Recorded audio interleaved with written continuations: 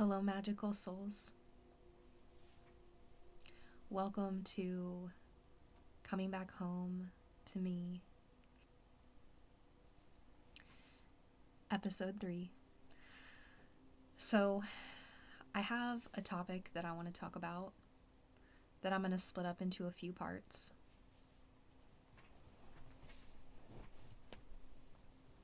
And before I start, I'm going to just call in my guides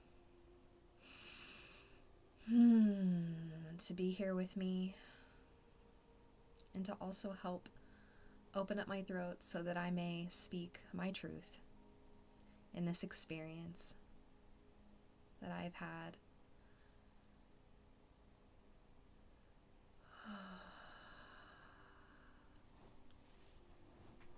So,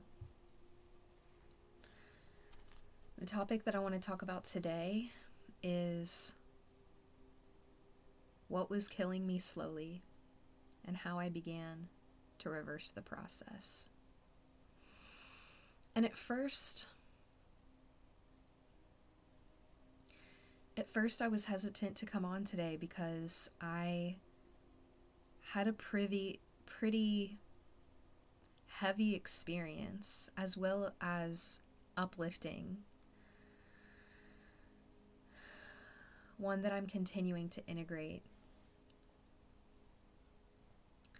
And I thought, well, if my frequency isn't high enough, then am I going to attract the right people for this? And then Spirit goes, you're meant to send this message out and show up as you are, because it's in showing up authentically as we are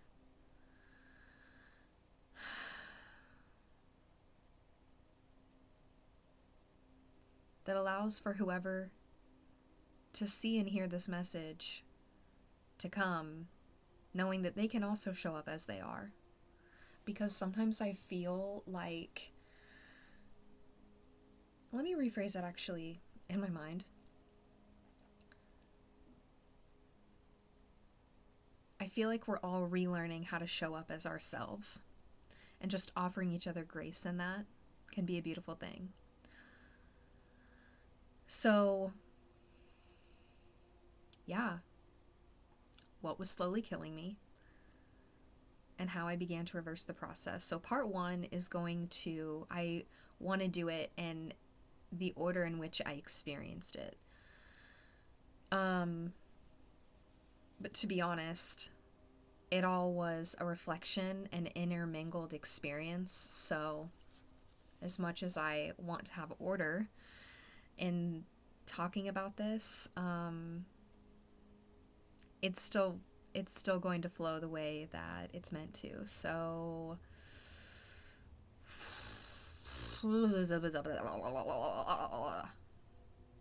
shaking off any preconceived notions, any masks. My podcast is helping me to show up as I am. That for years I felt like I needed to mold myself into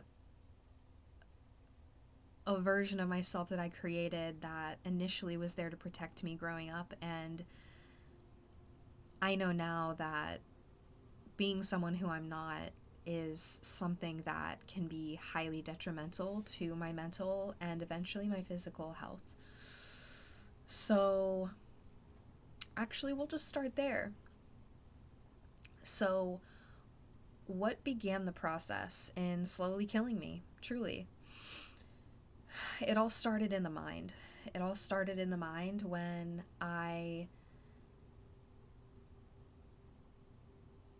by saying that by telling my story, it helps to get it out and share it, and also help others move through this experience. I also want to say that I do not hold attachment to my story because it doesn't define me. It doesn't define who I am. And I continue to grow and evolve, and also give myself time and space for days when I'm not moving at all in my evolution, which is also okay.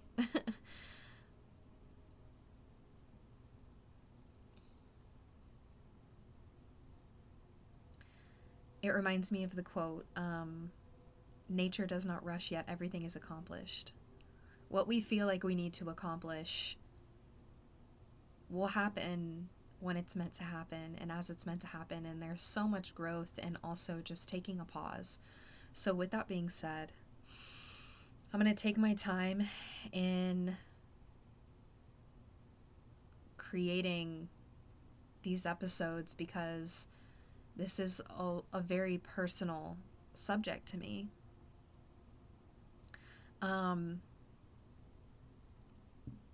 Growing up in an environment that was traumatic,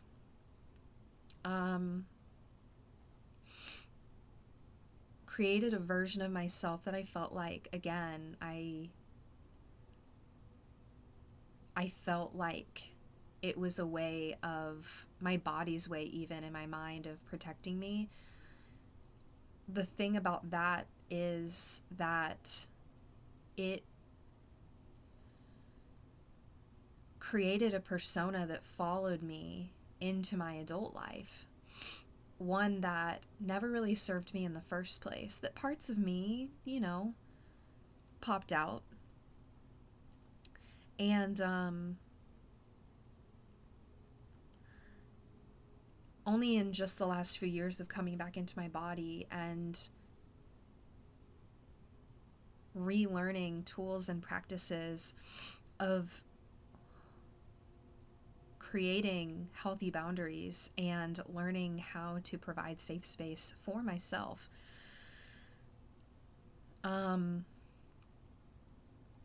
It's been a journey. So the first thing that was slowly killing me was living out of alignment with my true frequency, with my true expression.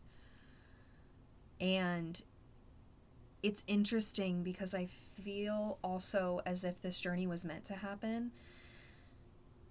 because part of tapping into others' energies happened through trauma. And now I feel like, and even throughout my life, there's been this gift and ability and blessing of being able to alchemize that experience and being able to tap into others' energy at first so that I can mold myself. At first so that I could dim myself in order to make others comfortable. And now it's an ability that I can utilize that allows me to tap into others' energy with the intention of not manipulating anyone, with the intention of being able to hold safe space for others because I've continued to provide safe space for myself. And to discern whether or not I'm in a mind space to do so or not. And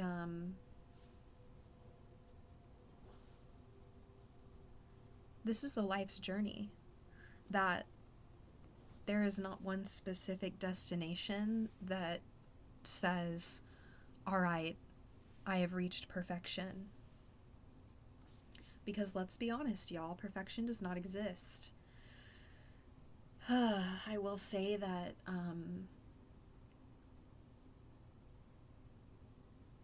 that as I began to purify myself, and unintentionally, truly, at first it was unintentional.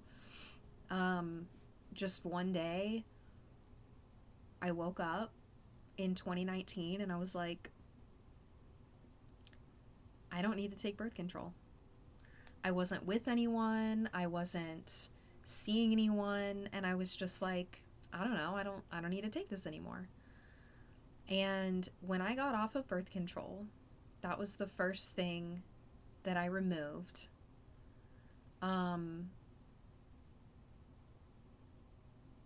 Yeah, that was the first thing that I physically removed. That lifted the veil for me, that the clouds cleared a little bit for me. And I don't just say that metaphorically. I literally felt less foggy and less clouded and had more clarity when I stopped taking birth control. And I also want to have a quick disclaimer that by speaking my truth and my experiences, this is not to tell others how to live their life, how to purify themselves, and what choices that they need to make along their journey. Because I know that at one time, I was on 5 different medications. I was on lupus medication, I was on psychiatric meds, I was on birth control. So I will tell you now that if someone had asked me or told me that this is what I needed to do 6 or 7 years ago, I probably would have met them with a little resistance, just because it was not my time that I needed to be able to have the choice to make that decision on my own. So that is why I am merely sharing my experience to plant seeds of curiosity within others, as well as just to share my story. Like, a lot of this is just to get it out of my body and to just say, hey, like, this is what I experienced and this is how I'm experiencing life now.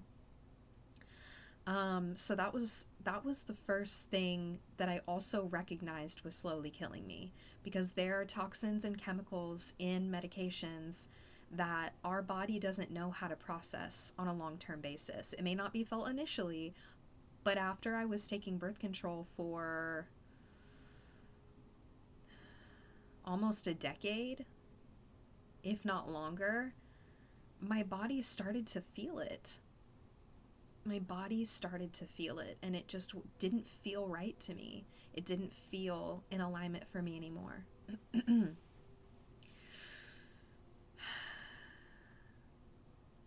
And then,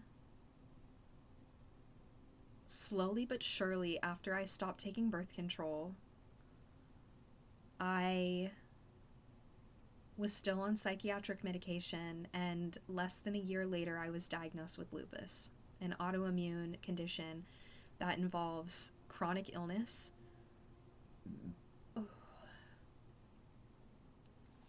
Also, by the way, when I speak my truth, I burp. It's a spiritual sign of confirmation for me. Just gonna put it out there. There it is. Okay, cool. So, also holding no shame around natural bodily releases that people have. Like, that's another thing. Okay, anyway.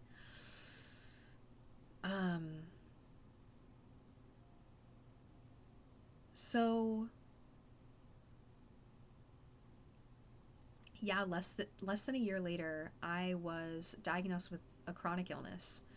And lupus, another name for it can be blanket illness, because lupus shows up in many different ways and sometimes is even misdiagnosed and not properly diagnosed in the first place, because it can show up as a multitude of different sicknesses that then, once someone has an ANA, I believe it's called an ANA is it protein test or just an ANA test, that shows where they are on a level of, okay, I don't fully know the scientifics behind it. I'm going to be completely honest with you. So give me a moment for all you science junkies that need to know. And truly, like, I'm just curious myself. This isn't something that I have looked up in a really long time since I was diagnosed. All right. A positive anti-nuclear antibody test indicates that your immune system is producing antibodies that attack your cells, but it doesn't necessarily mean you have lupus. What does a positive ANA test mean? A positive ANA test means that your blood contains anti-nuclear antibodies. It indicates that your immune system is stimulated. It's a screening test for autoimmune disorders like lupus. So I did have a positive ANA test, and I wasn't completely sure if I had it. I was showing up with a lot of symptoms of it, and was told by a few doctors that I in fact had it. To be honest with you, I just had this feeling that my immune system was beginning to fail, because I got sick at a very rapid pace. But the thing is about physical symptoms is that they slowly manifest over years, and that the actual symptoms isn't the beginning of the illness, that the illness started over here, and at about 65 to 85% is actually when the symptoms occur. So it's almost as if sticking a rubber band around your finger, like when the illness starts, let's say the rubber band and putting it around your finger starts. But when does the finger actually lose circulation and start to show symptoms? About 65 to 85% into the amount of time that you put the rubber band on the finger and the finger actually falls off or you need to get it amputated. So that's what chronic illness, and really any illness, and how it presents itself is like. So not honoring my true frequency and expression for literally 25 plus years, ever since I experienced trauma and began living out of my body, was the very beginning of that illness. It just didn't physically present itself until my mind and body were disconnected for so long that my body, living in a fight or flight response for 25 years, began to actually show symptoms. And so severe that was a physical manifestation of things aren't okay, because my mind was saying that things weren't okay. Sometimes trauma can show up as, and when I say this story, again, this is something that I don't live in anymore. This is something that that I have tools and resources to move through, and I also provide tools and resources for others who may resonate with this story and who may be listening to this story, that this doesn't define who you are. This doesn't mean that you can't still continue to live life, and that your birthright is joy, your birthright is peace, and that sometimes peace can come with, like, it doesn't mean that like we're constantly in a state of bliss. It just means that we can learn how to regulate our nervous system in a way that is supportive to us. And that when I was diagnosed with lupus, initially, it defined who I was. Same thing with a prior diagnosis 3 years earlier of a mental health condition. So not only had I been taking psychiatric medication for 3 years before this, but I had just taken myself off of birth control. So I was kind of in a state of like dysregulation major, and was only just then learning how to regulate myself. And when you begin this path, just know that that you're not alone, you're not crazy, and that you have every right to speak up for yourself and to listen to your body, no matter how many doctors tell you that you're wrong. Because I am not the only one. I've heard so many different stories that relate to mine that involve doctors who have only been trained to do their job. This is not to spite them. This is not to talk on them. This is to open people's eyes to begin to understand their bodies, because truly you are the only one who can navigate that on the truest level. That doctors and nurses, sure, they have a place. Most definitely. I feel like they can evolve through this evolution that we're moving through, and people learning and understanding that they are their own healers, and that the body's innate intelligence has the ability to heal itself. Given resources and tools, and it's almost really relearning that it's by removing certain blockages from the body that allows it to come back into homeostasis and to heal itself, instead of bringing outside things in that the body doesn't know how to process, that only masks symptoms and don't get down to the root of the issue. So something within me innately just said, like, I need to stop taking birth control. And so I began that journey, and that led to me being diagnosed with lupus. And at first I thought, what a curse. Like, what did I do to deserve this? It was in not taking birth control that I know that the universe was like, okay, you're ready to go on this journey. You're ready to be given a name of something that has physically manifested within you over 25 years of living in a dissociative state out of your body. And now you're ready to find your voice. If anyone knows about the chakras and the 7-year process that each chakra has within our lives and that repeats at age 49 into 50, it's not a coincidence that that's someone's Chiron return or wounded healer return or their midlife crisis. Let me just say that. It's because we're returning to the root chakra at that time in our lives, just like we did when we were born. So it is a major rebirth for most people. So anyway, I was moving into moving from my heart phase to my throat phase when most people have their Saturn returns, or a time in one's life where major karmic lessons begin. So I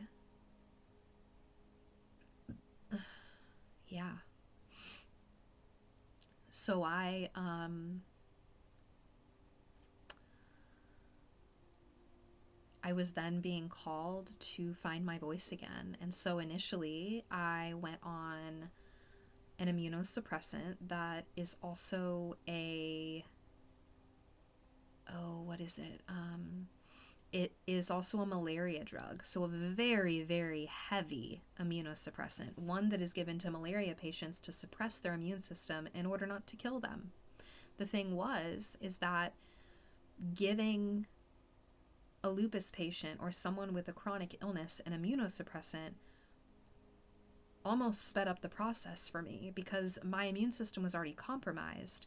And within the medical world at that time, I'll say and give space to the fact that that may be evolving slowly but surely, that it in fact confused my immune system even more. And by attempting to suppress the antibodies that were attacking, it didn't halt the process. It almost sped it up because I began to get so nauseous that I was throwing up every morning, and I lost 60 pounds under a 3-month span, and I was beginning to physically wither away. I was also feeling an emotional and spiritual withering as well. The flame within me was so dim that I knew that if I didn't make a change soon, that I was going to die. I was feeling myself dying. And I look back at that time in my life feeling like literally every day was a life or death situation, that my feet were 3 times the size of a normal foot, that getting in and out of the car caused excruciating pain, that I had such bad rheumatoid arthritis, inflammation, joint pain, fibromyalgia, and Raynaud syndrome that I just didn't even know how to function anymore. And I was sitting in doctor's offices like rheumatoid arthritis and podiatrist offices where I was the youngest patient by 50 years difference. And I knew that this wasn't the place that I was meant to be. And it really opened my eyes to the healthcare system, which is something that I felt like I had already been beginning to see behind the curtain for quite some time, working at holistic offices for 7 years, 8 years at that point, that I began to realize that the healthcare system was failing us. And that isn't to say that there aren't doctors and nurses out there without good intention, that there are. That I have a family member who's a nurse that is a wonderful human being that wants to do the best for humanity. So I'm not saying that. I'm just saying the system, and I'm gonna lean into terms that saturate my consciousness and others' consciousness by cultivating what we want in this society, by speaking the presence of something instead of the absence of it. So I will say that the healthcare system is something that I feel like I want to speak more truth into, that I want the healthcare system to also be based on practices that have worked for thousands of years, that I feel like Western and Eastern medicine can come together, that neither one of them are meant to completely be wiped out. That when one decides to wipe out the other because it doesn't offer progress, that doesn't do anything for either side. I feel like we can combine Western and Eastern medicine and that they can build off of one another. And that is what I want to speak into existence. That the intention behind both is the same. That all we want to do is just help people. It's just in the intention behind incentivized money making that needs to fall away. And that, again, I'm trying not to necessarily speak on the absence of something, but really more the presence of having the intention that is based off of love and healing that I want to cultivate and put into the forefront of healthcare. Because when I walked into my rheumatoid arthritis doctor's office multiple times and tried to tell them that I felt like I was dying slowly and that I was only given an anti-nausea medication that continued to make me even more ill and that continued to cause even more symptoms that put me on another medication. And at that point, I was on like 3 different medications for lupus and then 2 for psychiatric medications. It didn't make sense to me. I began to realize that I was on the medical merry-go-round that would never end unless I decided to make it end. So I cold turkey stopped taking all of my lupus medication, and it was scary at first. To be honest, I began to feel better, and my body immediately started to find other ways to help me.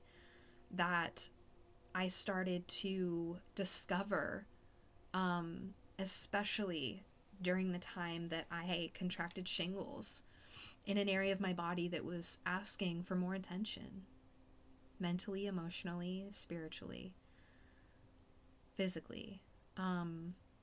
It's all connected. And I began to find holistic ways of mixing oils, using certain herbs, and eating in a way that truly honored my body. And at first it was hard. First I had to admit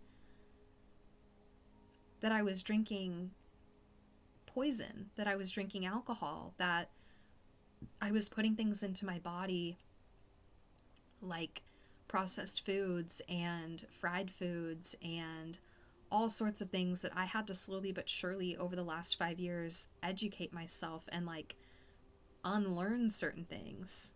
And at first that came with a lot of frustration and anger around the system that chose to hide that from me, that chose to incentivize money making and cheap product making and mass food production and toxic chemicals and food dyes that so many Americans are consuming that don't even know or are even properly educated about the fact that they're putting things in their body that their body doesn't know how to process on a long-term basis. It's like literally feeding plastic to an animal. It's the same thing. It's not something that the body can process over time. It gets confused. It starts to produce inflammation. It starts to produce skin rashes. It starts to produce headaches. It starts to produce hormone imbalance. It starts to produce thyroid issues. It starts to produce heart issues and joint pain and all sorts of things because it shows up differently in each person. But just know that this is the root cause of 99% of disease, is what's in the microgut biome. What are people eating and consuming? And that it includes medication because it goes to the stomach and it goes into the blood system and it affects our nervous system and our immune system, and that these systems are all connected. So it brings me back to a story that I read about involving the imperial emperor and the what's it called? The story of the imperial freeze, where there's this emperor, and for such a long time, for years, the imperial emperor's team and scholars and so many different people tried to come together to figure out why the emperor just could not get warm in what they called the imperial freeze. And they tried everything. They tried their best scientific methods. They tried all sorts of different things. And for years, they just could not figure out why the emperor was so cold. And he just continued to be cold and continued to be cold. And then one person suggested and realized that the emperor was just naked and that all he needed to do was put on a robe. And people scoffed at that person because that was not something that anyone had ever done before. And it just reminds me of the evolution that I feel like we're going through now, that the answer seems so simple. The answer seems so, but to so many others, it's so complicated. And the thing is there is no separation or difference or hierarchy between anyone who has already moved through this experience and who hasn't or is in the process. We're all at just different varying levels of this evolution and this discovery. It doesn't make anyone better or worse off than anyone. We need to come together in this experience and to co-create a system that supports all of us, a system that doesn't hide what's in food, that doesn't spray chemicals on our food, and that one that supports our evolution in a way where we support health and we don't support incentivized money making. So I cold turkey stopped taking lupus medication, and just by making that discovery and taking that jump pretty much off the cliff, through fear, not releasing it. It's sometimes just not about releasing fear, it's just moving through it. It is scary sometimes, and just by making that decision, naturally,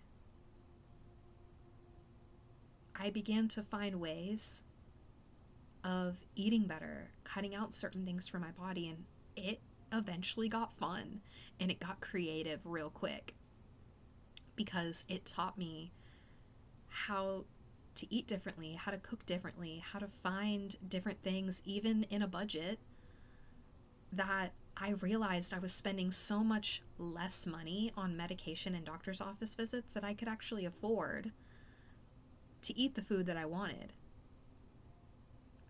It's kind of crazy that way. That I was actually spending less money, because I know a lot of people are like, oh, well, organic food is expensive. Well, first off, that's changing, because that's a system that is becoming unrigged, because more people are turning to this. More people are wanting to turn to organic food. And I won't even call it an alternative, because it's not an alternative anymore. It is becoming the norm. It is becoming the majority, because people are beginning to wake up and realize that, it's not okay to continue to be blinded and blindsided even by foods that the body just can't process. So anyway, after going cold turkey on removing all my lupus medication, I slowly but surely took myself off of the psychiatric meds. And I say slowly but surely because I wanted to responsibly wean myself off while continuing to find ways to regulate my nervous system and my mental health that responsibly didn't take me off the edge, And I say this with a lot of discernment, and I'm not telling anyone to just stop taking their medication. If there is an intention to make change, there are resources. And I say this and that it's possible because I have done it and I'm continuing to do it.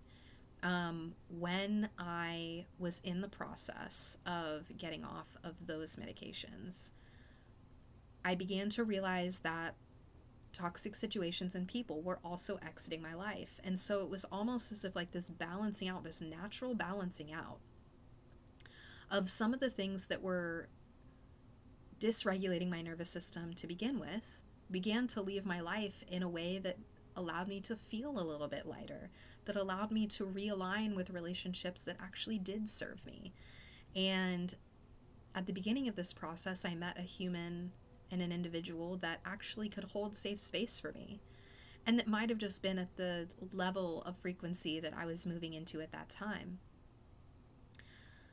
Were they meant to stay in my life? No.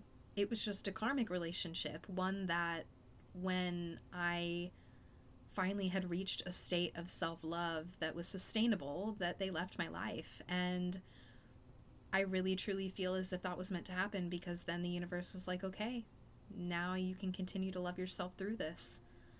And it's a true testament of everything that I had learned up until that point to continue loving myself despite the physical loss, because in a sense, yes, it was a physical loss and it was an energetic alignment. So when I was off of all the medications and had began to eat better for myself, it took about a year to 2 years. I began to feel cellularly that I was healing at a level that I didn't even fully come to understand until a point where I felt like the joint pain that I was experiencing was something that not moving was not serving me. And I realized that I wanted to find a low impact form of movement that was beneficial and supportive to help reduce my joint pain. And that's all it started as, okay? It all just starts off with the intention through self-love and self-improvement in a way where I'm just trying to take care of my health and well-being. And just by doing that, just by finding yoga to support reducing my joint pain, I found the very one thing. I'm going to get emotional when I talk about this. I found the one thing. And I guess I wouldn't say the one thing, because it was a domino effect. It was removing all of the things that brought me back to my center, that literally brought me back to my body slowly but surely. I could say that yoga was the one thing, but it was kind of one thing. It was like one of the dominoes, you know? First, it was taking myself off of birth control. That was the first domino. And once that domino fell, all the other ones fell. Taking myself off of all the other medications. And some of the other dominoes were, those relationships and situations ending. And then that, it feels like one of those bigger dominoes was yoga for me, because it was at first just a way to move around. And then I discovered Kundalini yoga. And it changed my life. It not only brought me back into my body after dissociating for 25 years, it connected me with everything that exists. The one of everything. And it connected me to the universe. And by doing that, it connected me to myself again. Because it's all connected. I was made in the image of the universe. My lungs are like trees. My eyes are like the cosmos. Our body is like nature. And yoga continues to be a useful tool of release, of meditation, of a way for me to connect with my life force through the breath and through movement. And it led me to breath work, and that is when I became a certified introspective breathwork therapy facilitator. And yeah, these are some of the ways that I began to reverse the process of what was slowly killing me.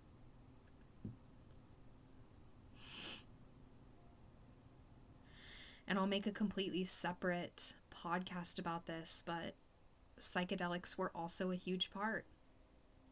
And it's so interesting because at first I thought that they were separate from my journey, that they were irrelevant in a way, only because of past programming and conditioning that I had been taught that it was like a drug, that it was like something that was detrimental to me. The thing is that there have been things created, not only that literally came from the earth, also things that have been created that are man-made, which initially I was a little bit hesitant on. But it's all about intention. And for me,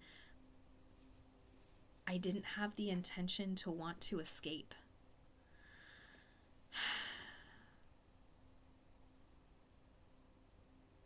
That almost just by doing all of the other things that had removed impurities within myself, and I say impurities because I was already whole with or without those things, it just brought me back into my wholeness. That there is no shame in admitting. See, that's a huge part of, I feel like, this whole journey is moving through the pain, fear, shame, and doubt that came with admitting that I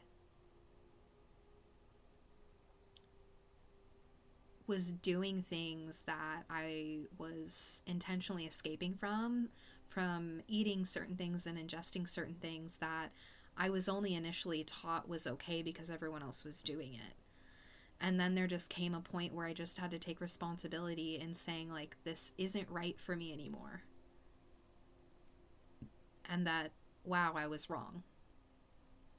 And that's hard because a lot of people don't want to admit that. A lot of people don't want to admit that what they were doing was not necessarily supportive to them. It's okay to move through that. It's okay.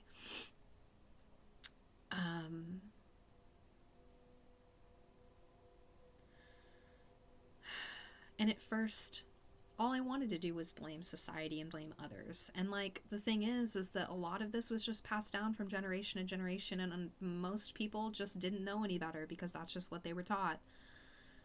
So when I wanted to be mad at doctors for trying to tell me what to do when they really didn't know or have my best interest in mind, I had to remind myself that that's all that they were taught. And that a lot of people live in a fear-based mental space where they're afraid of losing their jobs if they admit that they were wrong, or they're afraid of losing their jobs because they decided not to give the incentivized money-making medicine to that patient, or they go against everything that they were taught.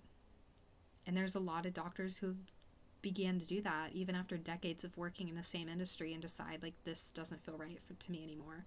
There's a pharmacist that worked in that industry for decades, and I met him after he had decided to move out of that practice and into a practice that was more holistic, and to work side by side with holistic practitioners to educate people on what holistic healthcare is and to give people options. And that's what I want to do. I want to let people know that there are options and there are other ways of living. I'm not going to say this is the right way, because I don't think this is a you're wrong, I'm right kind of situation. That's not even the energy that I live in anymore, because it's not what I feel like is conducive to the growth of humanity. I feel like what is supportive to the growth of humanity is offering safe space for people wherever they are in their journey and just allowing them to have options, and that's it. That no one's here to shame anyone or point fingers or be on a high horse or have any hierarchy. Because I have moved through this journey, and that I have been where you may have been, or in any way, shape, or form along your journey, that I want to provide safe space for people, and that is why I do what I do as a holistic coach. That is why I do what I do as an introspective breathwork therapy facilitator and a Reiki practitioner. This is what I do. I literally hold space for people and meet them where they're at, because I wish that I had met someone who had done that for me.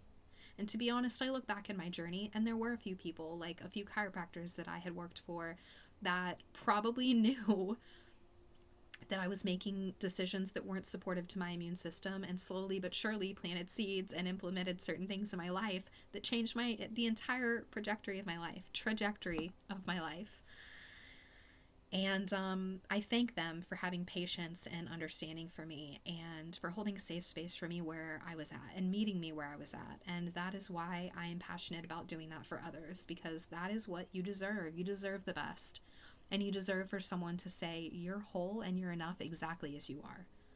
Exactly as you are on the 5 to 10 to 15 medications you're on. You're exactly whole as you are at the weight that you're at. You're whole as you are. And my intention is not to shape you, change you, fix you, or mold you. It is to offer safe space so that you can choose to decide what you want to do along your journey, and that I am only here to offer safe space to process emotions, to integrate experiences, and to offer alternative healing for you to choose what to do. Because let's be honest, it's always your choice.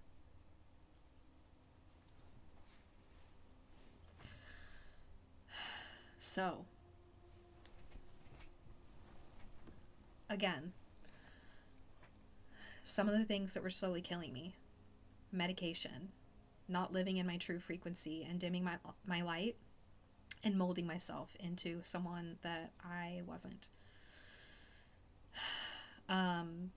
Foods, toxic chemicals, food dyes.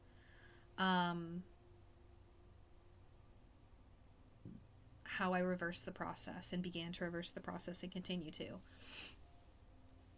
Removing those things, really, some people think it's like, what can I find outside of me that can help me? A lot of the time, it's what can I remove in order to align with what has always been within me, because it's already within you.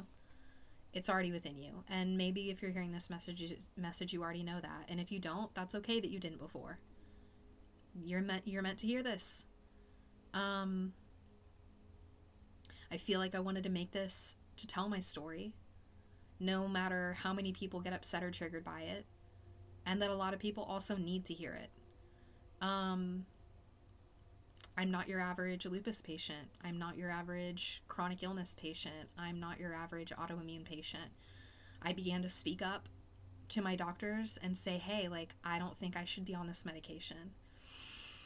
And you have to understand and come to realize that not everyone has your best interest in mind, and that some people are unintentionally doing that. And that it is up to you to advocate for yourself. It is up to you to tell people what it is that you need, and follow your gut and listen to your heart. And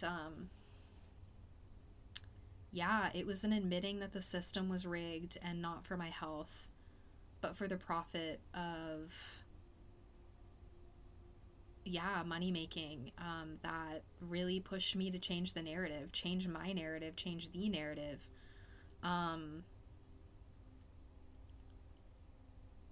Because I didn't want to feel cloudy anymore. I didn't want to feel chronic symptoms anymore. I truly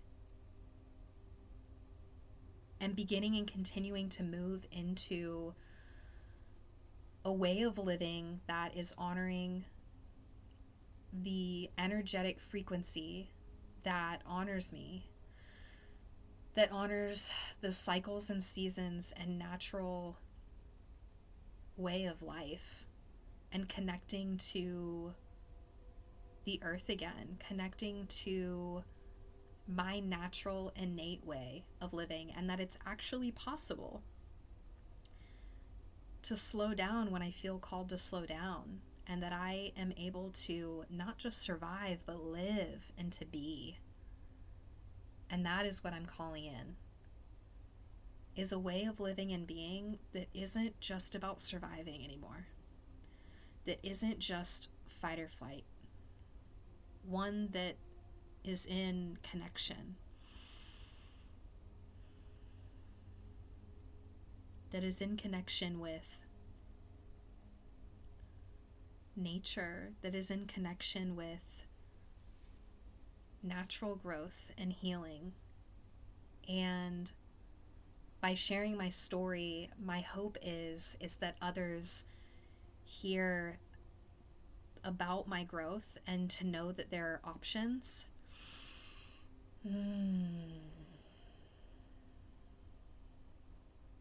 and to know that they're not alone.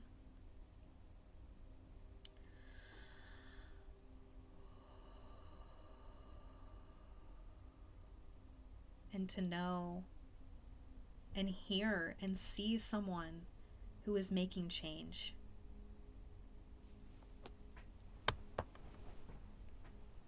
And I'm going to take a few breaths with that.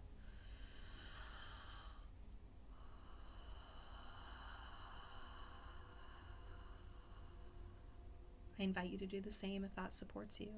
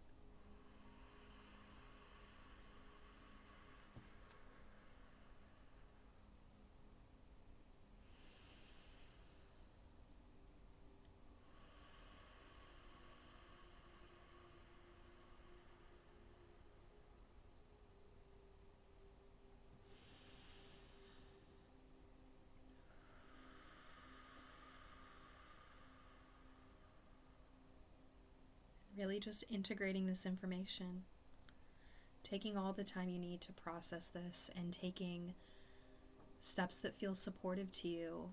The story that I just told you has taken me 5 years to move through. So be patient with yourself.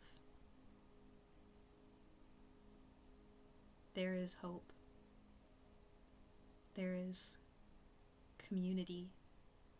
If you feel called to join a community, if you feel like you need community support, I have created moon circles. You don't have to be into astrology. You don't have to be into esoteric topics or tarot or metaphysical stuff to join, because this is really just a support group for anyone who's moving through these kinds of changes. That it's going to look and feel and be different for each and every person, and that is what this circle is about. This circle is about honoring different experiences. I honor the diversity of experience of every single individual that is joining this group.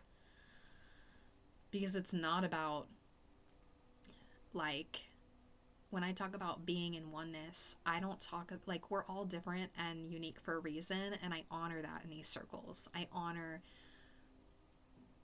everyone's unique experience and journey, and that each one of us can teach and learn from each other in that way.